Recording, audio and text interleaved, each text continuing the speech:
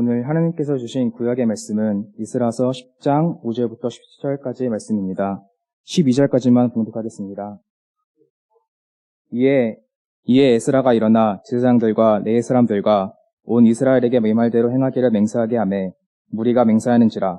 이에 에스라가 하나님의 성전 앞에서 일어나 엘리야십의 아들 요하난의 방으로 들어가니라.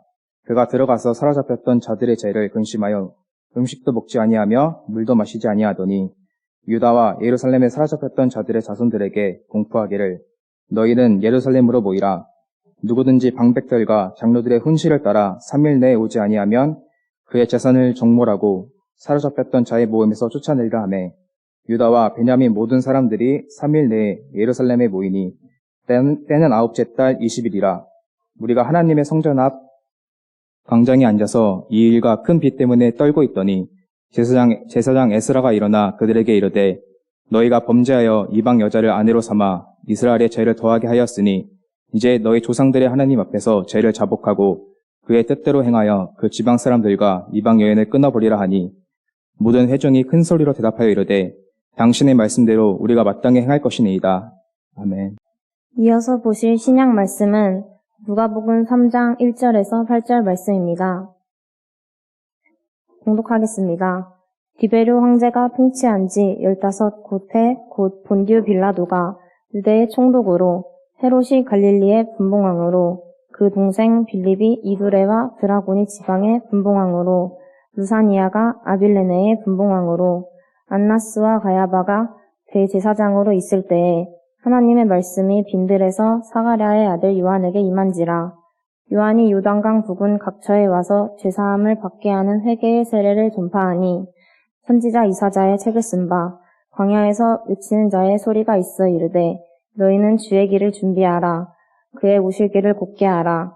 모든 골짜기가 메워지고 모든 산과 작은 산이 낮아지고 굽은 것이 곧아지고 험한 길이 평탄하여질 것이요 모든 육체가 하나님의 구원하심을 보리라 함과 같으니라. 요한이 세례받으러 나아오는 무리에게 이르되 독사의 자식들아 누가 너희에게 일러 장차 올 진노를 피하라 하더냐. 그러므로 회개에 합당한 열매를 맺고 속으로 아브라함이 우리 조상이라 말하지 말라. 내가 너희에게 이르노니 하나님이 능히 이 돌들로도 아브라함의 자손이 되게 하시리라. 아멘. 예, 저는 지난 주일에 이어서 오늘도 한 개인의 이름을 설교 제목으로 정했습니다.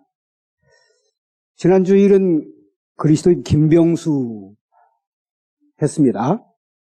오늘은 전도사 정재용이라고 했습니다.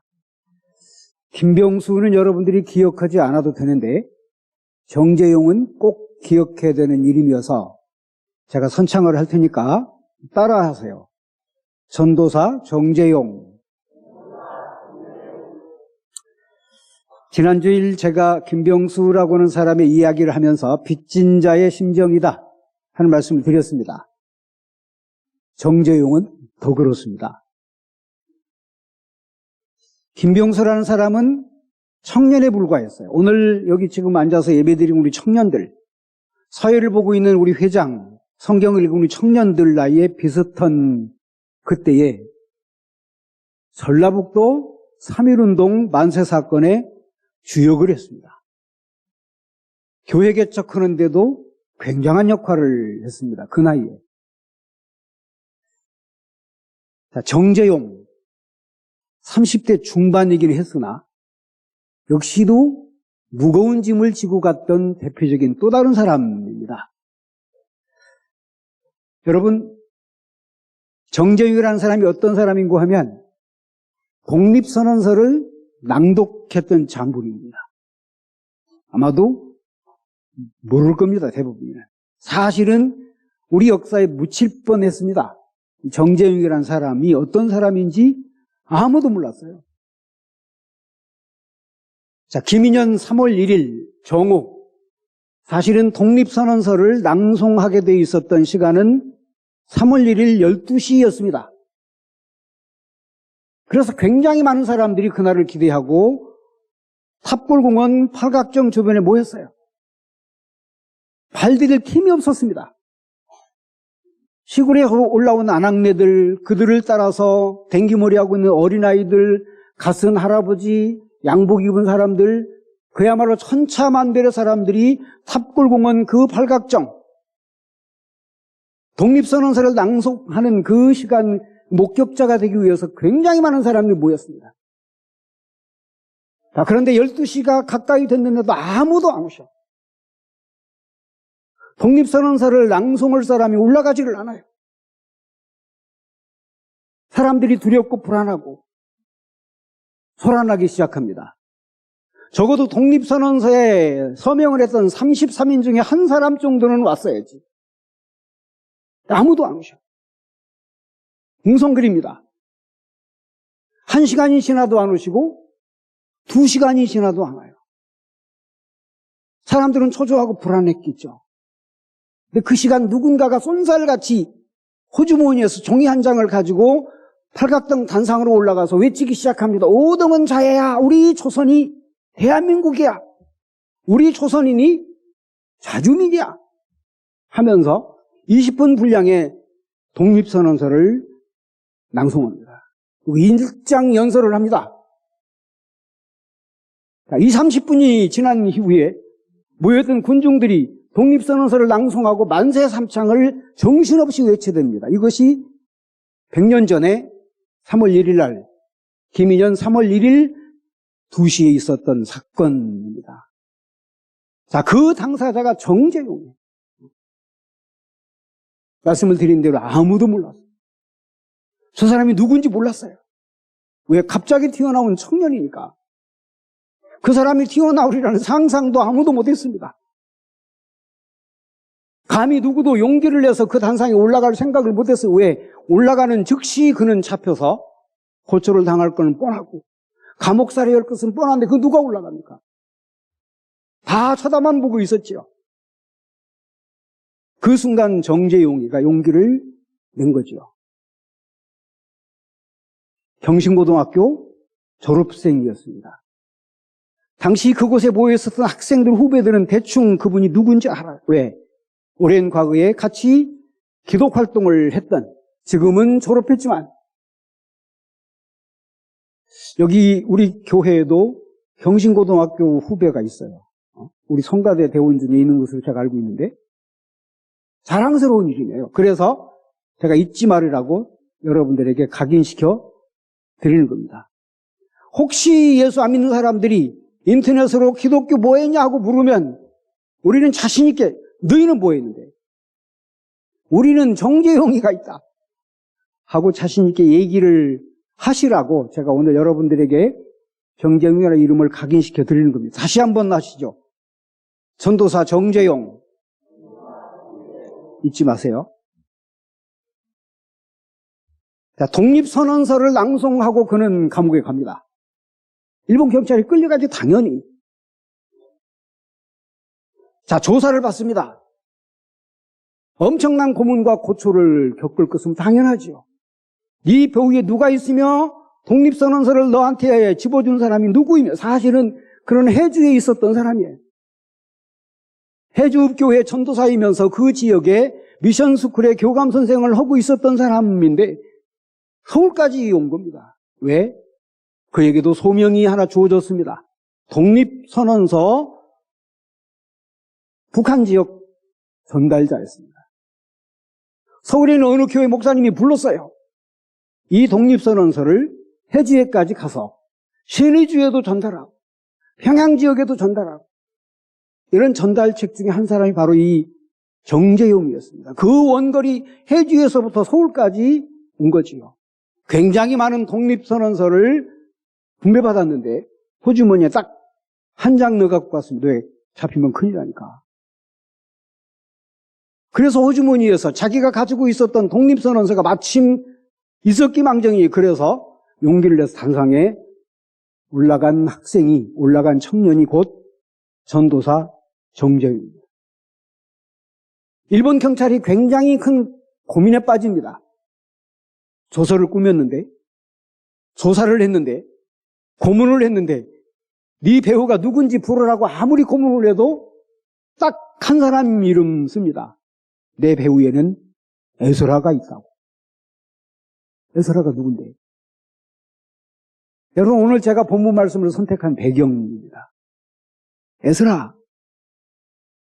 여러분, 제가 빚진 심정으로 정재용이라는 이름을 또 거명했다고 말씀을 드렸는데, 목사도 아니고, 장로도 아니고, 뛰어난 당시 기독교 지도자도 아니고, 독립선언서에 서명한 33인 중에 한 사람도 아닌 전도사에 불과한 해주읍의 작은 학교의 교감선생에 불과했던 바로 그가 이름을 댄 사람이 에스더입니다. 배후에는 에스더가 있다고. 여러분, 오늘 본문 말씀 서두에 그랬습니다. 에스더가 벌떡 일어나서 에스더가 백성들 앞에서 일어났습니다. 그래서 백성들을 모아놓고 맹세를 시켰는데 백성들이 맹세를 했다고 되어 있는데 굉장히 의아한 말씀입니다. 에스라가 누구 앞에 섰는가 하면 제사장들과 레위 사람들과 온 이스라엘 사람들 앞에 일어났다고 되어 있어요. 제사장은 당시 최고의 종교 지도자들입니다. 레위 사람들 역시 최고의 종교 지도자 그룹이었습니다. 온 이스라엘 역시 정치적인 지도자들을 가리키는 말입니다. 정치적인 지도자들, 종교적인 지도자들, 지금으로 말하면 제사장인 목사들을 모아놓고 에스라가 일장 연설을 지금 하고 있는 얘기입니다. 굉장히 의아한 얘기죠. 더 의아한 얘기가 있습니다. 사실은 그가 벌떡 일어나서 오늘 성경 말씀 본문에 보면 그가 벌떡 일어나 3번씩이나 일어났다고 되어 있는데 그가 일어나서 외친 딱 한마디 메시지는 딱 한 가지였어요. 굉장히 의아한 얘기입니다. 이방 여자와 결혼했으면 헤어져. 이 말이었습니다. 당신들 중에 다른 사람과 다른 나라 사람들과 이방 여자와 결혼한 사람이 있으면 모두가 헤어지라. 오늘 에스라 선지자가 제사장들 앞에서, 레위 사람들 앞에서, 이스라엘 온 지도자들 앞에서 외쳐댄 메시지가 딱 그 한마디예요. 사실은 독립선언서입니다, 이게. 굳이 이 얘기를 붙이자면. 여러분, 사실은 굉장히 의아한 얘기 왜 궁금하면 당시 제사장들, 수많은 제사장들, 수많은 레위 사람들, 수많은 이스라엘의 종교, 정치적인 지도자들은요, 그동안에 오랜 세월 동안 이국 나라에 잡혀가 있었어요. 우리로 말하면 일제히 끌려가 있거나 저 중국에 잡혀가 있거나 했던 사람들입니다. 이미 오랜 과거에 나라가 망했기 때문에 어쩔 수 없이 다 끌려갔고요. 에스라도 사실은 그 후손 중에 태어난 제2세, 3세 중에 한 사람이에요. 포로로 끌려갔고 노예 생활을 했고 종살이를 했고 주인이 하라는 대로 명령을 따라서 살아야 됐던 사람들이 바로 유대 종교 지도자들이고 제사장들이었고 정치 지도자들. 순수한 혈통을 이해하기가 무척 어려운 환경 속에 그들은 오랜 세월 동안 살았습니다. 당연히 이방 사람들과 결혼하죠. 10년도 아니고 20년도 아니고 자녀도 낳고 손자 손녀도 낳고 다 그렇게 살았던 사람들입니다. 그런데 그들을 모아놓고 에스라가 헤어지라. 가정을 파괴하라는 얘기를 지금 에스라가 한 겁니다. 참 놀랍죠? 오늘 말씀 마지막 부분에 보면 그대로 준행했다고 돼 있어요. 여러분, 이게 상상이 돼요? 지금 내가 내 아내하고 자식 낳고 지금 손자 손녀 낳고 지금 멀쩡히 살고 있는데 단순히 이방 사람이라고 하는 것 때문에 다른 나라 사람이라고 하는 것 때문에 헤어지라는 그 명령을 그 맹세를 시켰는데 하나같이 전부 다 준행했다. 왜 제가 독립선언서라고 말씀을 드렸는가 하면 오늘 말씀에 보면 이런 용어도 있습니다. 에스라가 그들에게 맹세시키기를 우리의 조상 하나님의 말씀대로 우리가 행하여 라고는 표현이 있어요. 우리의 조상. 히브리 사람들은 본래 근친 결혼합니다. 이방 사람들과는 결혼하지 않아요. 자기 민족의 혈통을 지키기 위해서 무엇보다도 신앙을 지키기 위해서. 이방 사람들과 결혼하는 것은 뭐 신앙을 버리는 일입니다. 왜? 당시 주변에 많은 부족 국가들의 이방 사람들은 이방신을 섬기고 있었기 때문에. 여러분 상상해 보세요. 사랑하는 내 와이프가 이방신을 섬긴다는데 그걸 죽여 말아요. 내 남편이 그런다는데 할 수 없이 동화될 수밖에 없었어요. 그래서 이방 사람들과 이방 여인과 결혼하는 것을 극도로 경계시킨 분이 바로 우리 하나님. 십계명의 말씀에 보면 나 외엔 다른 신을 두지 말라고 말씀을 엄격히 하셨습니다. 이방 사람들과 결혼하면 하나님 여호와 신앙을 버릴 가능성이 상당히 많고 그래서 지배구조 속에서 당할 수밖에 없고 특별히 제국 이방 나라 사람들하고 오랫동안 섞여 살다가 보니까 당연히 자기 믿는 하나님은 버릴 수밖에 없었고 그래서 이방신을 따를 수밖에 없었던 것이 그들의 삶의 배경입니다. 근데 그들을 모아놓고 지금 이혼하라는 가정을 파괴하라. 굉장히 의아한 주문인데 또 불구하고 오늘 말씀에 뭐라고 그랬어요? 그렇게 하기로 맹세했다고 되어 있습니다. 물론 다는 아닙니다. 오늘 이 말씀 뒷부분에 보면 오늘 우리가 10장 읽었어요. 10장 마지막 장인데 10장 마지막 장 맨 마지막 절에 보면 이런 말씀으로 끝납니다. 마지막 절 한번 여러분들 잠깐 보실래요? 크게 한번 읽어주실래요?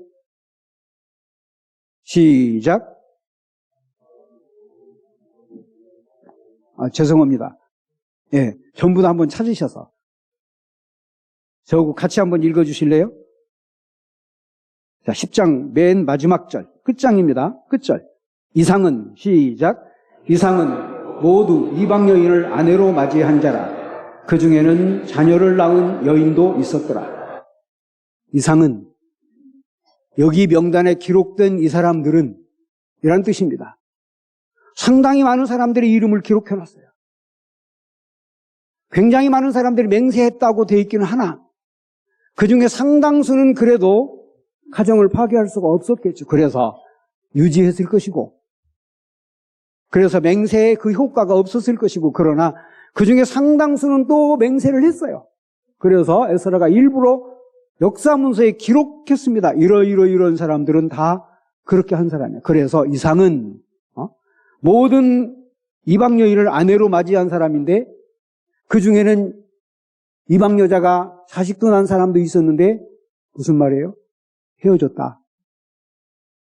그 얘기입니다. 너무나도 이상한 문서인데 그럼에도 불구하고 우리에게 주는 교훈은 적지 않습니다. 사실은요. 앞부분에 보면 더 이상합니다. 오늘 말씀 우리는 10장 읽었는데요. 앞부분의 말씀에 보면 상당수의 사람들이 제국 페르시아에서 귀환을 하는데 에스라가 다 데리고 오지요. 근데 그 숫자도 다 기록해요. 수만 명의 사람을 기록하기로 했습니다만 이방 나라에 살던 사람들은 수십만 명이에요. 근데 상당수는 안 왔습니다. 예루살렘으로 귀환할 수 있는 절호의 기회인데도 불구하고 이방 세계에서 그냥 남았어요. 일부가 따라온 겁니다. 그래서 에스라가 문서를 쓰면서 일부러 따라온 사람들 명단을 적어놨어요. 이게 무슨 얘기인고 하면 여러분 역사는요 다중이 만들어가는 게 아닙니다. 생각에 있는 소수, 극소수 그 중에서도 극소수의 사람이 만들어가는 거죠. 다중이 국민 전체가 역사를 만들어갈 수가 없습니다. 생각이 있는 소수. 여러분 유대 백성들의 선지자 중에 선지자라고 하는 이사야의 말씀에 보면 많은 나무가 다 베어져서 황폐할지라도 그루터기는 남을 것인즉 남은 거룩한 그 씨가 그루터기다. 그런 표현이 있어요. 남은 자 사상입니다. 황폐해져서 모든 것이 다 불사 없어지는 것 같지만 그래도 뿌리는 남는데 그 남은 뿌리가 결국 살아있으면 새로운 이파리가 나는 것이고 그런 표현입니다. 다 죽어 있지만 동해 안에 산불이 나서 모두가 다 산불에 다 없어졌지만 그래도 뿌리가 남아있으면 새로운 세상이 펼쳐지는 것이다. 남은 자 사상입니다. 위대한 역사가 있던 아놀드 토인비라는 사람이 바로 그 용어 때문에 창조적인 소스라고는 단어를 쓰기 시작해요. 대중이 만들어가는 게 아니고 다중이 만들어가는 것도 아니고 창조적인 극소수의 사람들이 있어 그 사람들이 있으면 역사는 이어가는 것이죠. 사실은 에스라가 그런 장본인이었습니다. 역사가 끊길 뻔했어요. 아수르 제국에 끌려갔고 다음에 바벨론 제국에 또 끌려가고 다음에 페르시아 제국이 만들어진 그 세계 속에서 연속된 제국의 핍박 속에서 유대 백성들의 역사가 끊어질 뻔했어요. 근데 그 중에 에스라라고는 사람이 있었다는 겁니다. 에스라는 제사장도 아니었고 종교적인 특별한 지도력을 가진 사람도 아니었고 그래서 스스로를 뭐라고 표현하는가 하면 학사라고 했습니다. 그냥 성경 말씀을 열심히 읽는 한 사람이란 뜻이에요.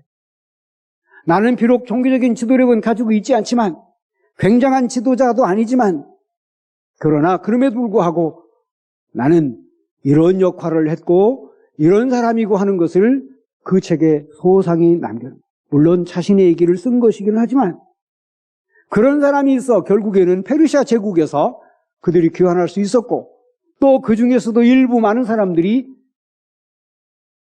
가정을 깨는 한이 있더라고 하더라도 독립을 선언한 이야기가 에스라서의 얘기라고 볼 수 있습니다.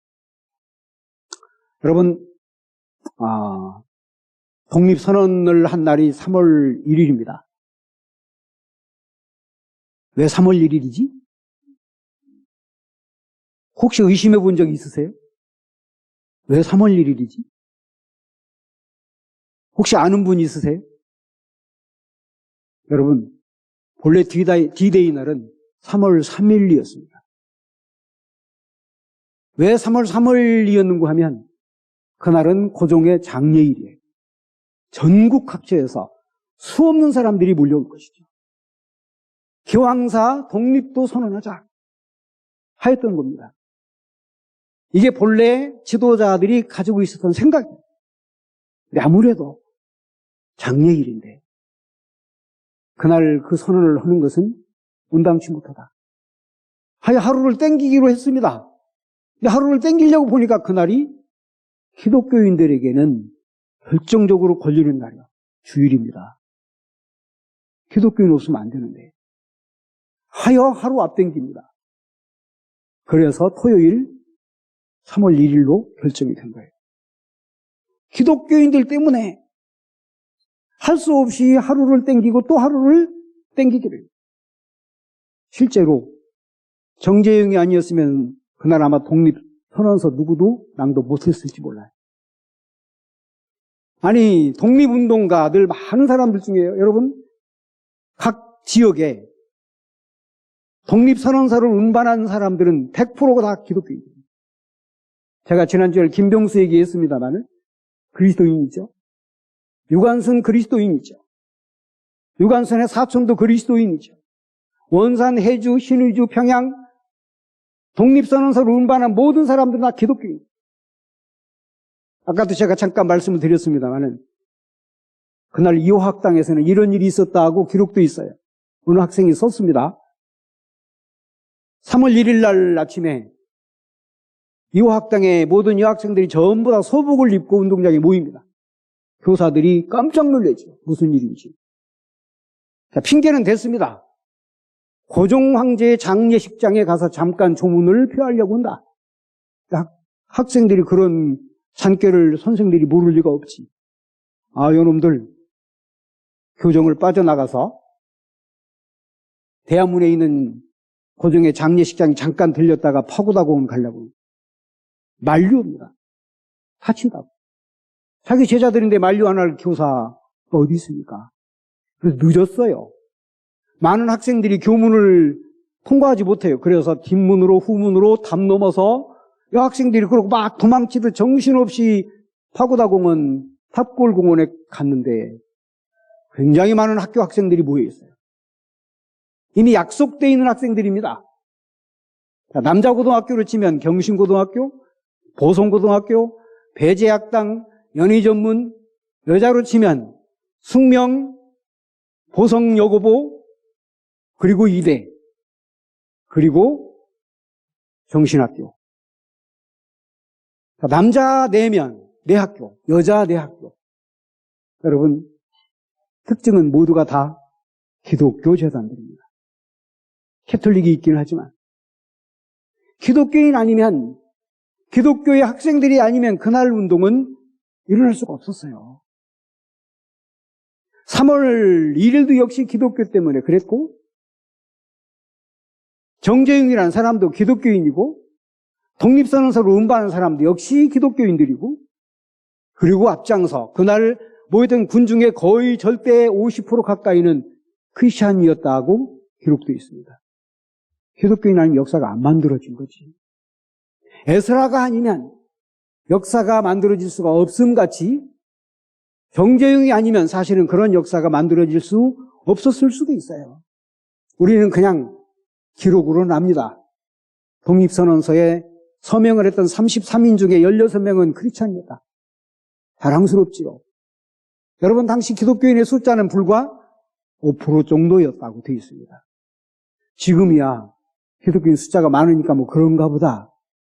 100명 중에 5명 정도 예수 믿는데, 예수 믿는 사람들이 아니면 운동을 전개할 수가 없고, 그래서 예수 믿는 사람들에게 배려를 해서 3월 1일 날로 결정을 한 것이고, 정쟁이라는 사람이 그래서 나타나는 것이고, 각 지역에 운동이 불길같이 번져 나온 것이고, 기독교 아니죠?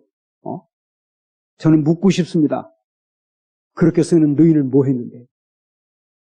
자랑할 것이 없잖아요. 사실은 좀 아쉬워요. 왜?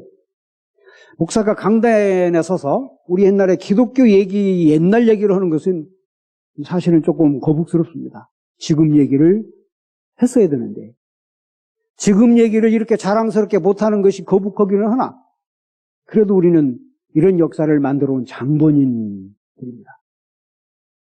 역사는 다중이 만들어가는 게 아닙니다. 대중이 만들어가는 것도 아닙니다. 자, 오늘 세례 요한의 얘기도 역시 마찬가지입니다. 오늘날 갑자기 세례 요한이 등장을 해요.